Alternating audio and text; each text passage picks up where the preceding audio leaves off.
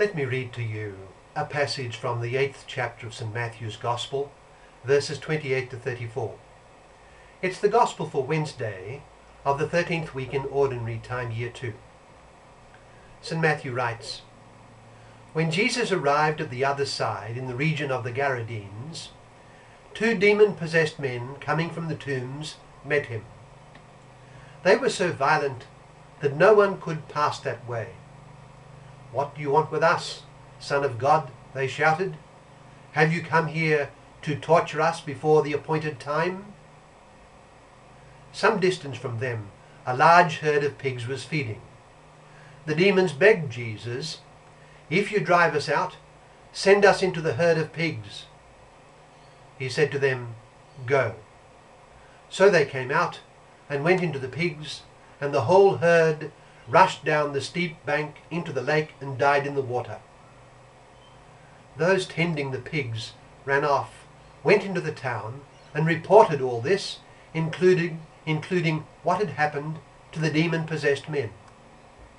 Then the whole town went out to meet Jesus. And when they saw him, they pleaded with him to leave their region." That's from Matthew chapter 8, verses 28 to 34.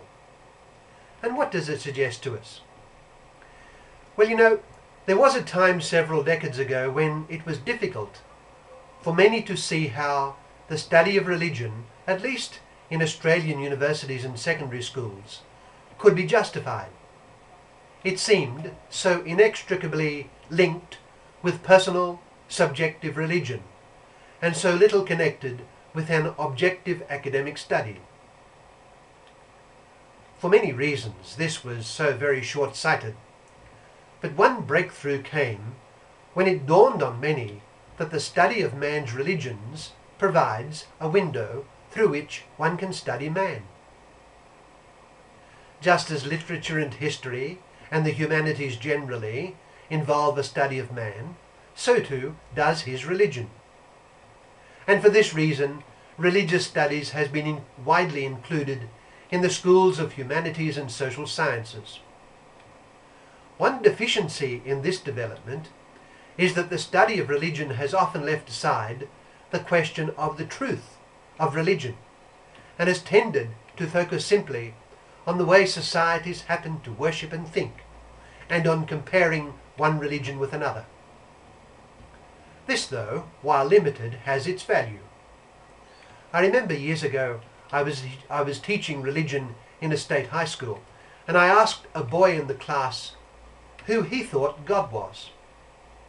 He, a Christian, said that God was a good spirit. Yet, one very interesting thing about the rituals and myths of some peoples is that the higher powers are imagined at times as not being good, but rather as being threatening and unloving. Some scholars of Buddhism maintain that there is a strong body of evidence which suggests that classic Buddhism, in effect, denies the existence of a loving creator. All this is to say that the study of religion shows man's response to the divine to be ambivalent. Man can be suspicious of God and even hostile to him. Well now, let us look at our gospel passage today and observe with wonderment the reception that Jesus Christ received from the pagan people he visited. Their response to his visit amounts to a parable illustrating how man often receives God.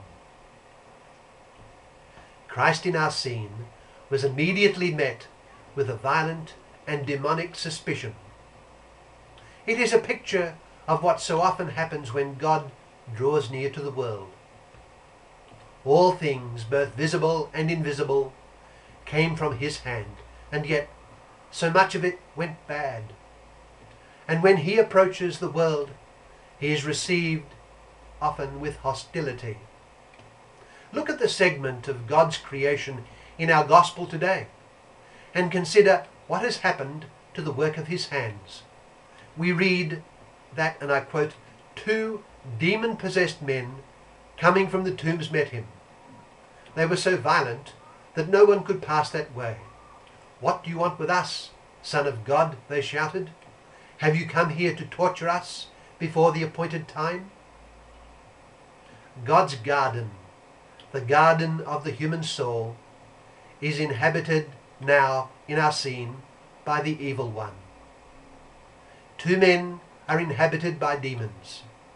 They hate and fear the coming of the Son of God, and they want him away, for they know he will radically disturb their ugly and repulsive dominion. And so he does. He disturbs it. At a word, they are driven out and proceed to do more damage to the work of God. I quote, "So they came out and went into the pigs, and the whole herd rushed down the steep bank into the lake and died in the water." The next step in the scene is all of a piece with what has just happened. The inhabitants come out, see what has happened, and they too are filled with suspicion.